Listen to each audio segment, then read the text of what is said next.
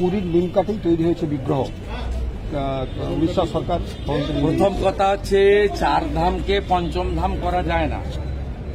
আমরা প্রথম দিন থেকে বলছি যে এটা খাতায় কলমে কালচারাল সেন্টার। কাশীধামও সরকারি টাকায় তৈরি হয়নি।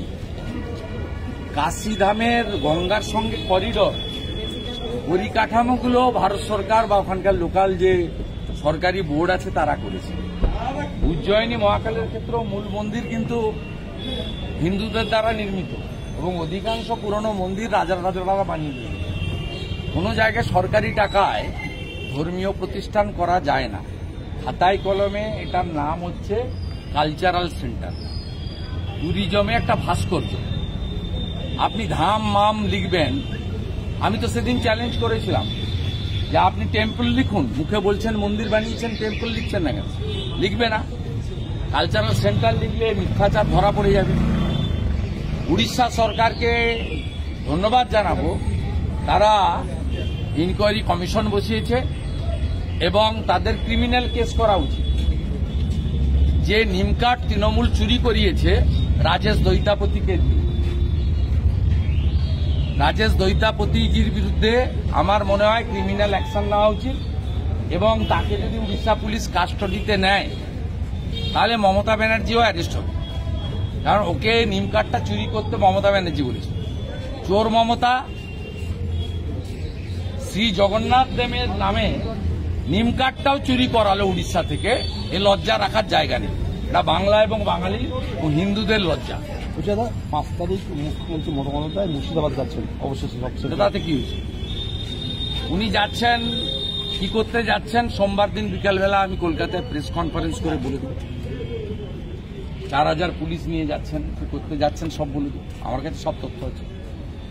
পাক বাণিজ্যে কোনো লাভ হবে না। কোনো হিন্দু মমতা ব্যানার্জি এবং তার দলকে সমর্থন করবে না। আমি হিন্দুদের ভোটে জিতেছি নন্দীগ্রামে।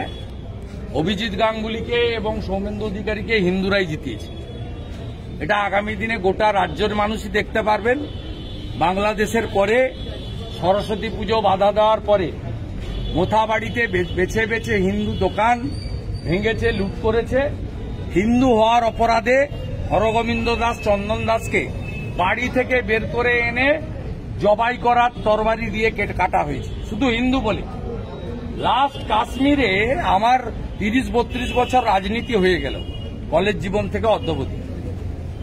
আমি কখনো 84-তে দেখেছিলাম শিখ দেখে দেখে খুন করেছিল দিল্লিতে শিখ রাইটে। এবারে দেখলাম প্যান্ট খুলে গোপনাঙ্গ দেখে হিন্দু চিহ্নিত করে তার স্ত্রী এবং ছোট বাচ্চার সামনে খুন করেছে। হিন্দুরা এর বদলা নেবে। হিন্দুরা প্রকৃত শান্ত হয়, তারা হঠাৎ রিয়াক্ট করে না। তারা এই পশ্চিমবঙ্গে যে মুসলিম লীগ 2 সরকার আছে, একে উচিত শিক্ষা 26 সালে শুধু হলদিয়া নয়, পূর্ব মেদিনীপুর নয়, গোটা রাজ্যের হিন্দুরা দেবে, এ বিশ্বাস আমার আছে। পাক বাণিজ্যে স্ট্রাইক ভারতের, পাক বাণিজ্যে স্ট্রাইক ভারতের, সম্পূর্ণ আমদানি। আমরা তো রাফেলের স্ট্রাইক চাইছি, তার অপেক্ষায় আছি। পিওকে নিয়ে নেওয়া উচিত। বালুচিস্তানে যারা স্বাধীনতার জন্য লড়ছে তাদেরকে সাপোর্ট দিয়ে দেওয়া উচিত। ব্লো দেম আপ, ভেঙে গুড়িয়ে দাও। ইসরায়েল যেমন গাজাকে একদম মিশিয়ে দিয়েছে মাটিতে, ঘাস নেই। সময় এসেছে পাকিস্তানকে মাটির সঙ্গে মিশিয়ে দেওয়ার জন্য। ওই রকম কোন একটা মানচিত্র যেন না থাকে, মুছে ফেলা উচিত। আপনি কি টেকসই ও নান্দনিক ডিজাইনের ফার্নিচার খুঁজছেন, যা আপনার ঘরের সৌন্দর্য ও প্রয়োজন মেটাবে? একই সাথে ভাবছেন কোথা থেকে কিনলে পাবেন মানসম্মত কাঠের আসবাবপত্র? তাহলে আজই চলে আসুন নিউ ফার্নিচারে। এখানে দক্ষ কারিগরের হাতে শাল ও সেগুন কাঠের খাট, আলমারি, table, sofa set, dressing table সহ যাবতীয় আসবাবপত্র তৈরি করা হয় এবং এগুলি বিক্রি হয় একদম সুলভ মূল্যে।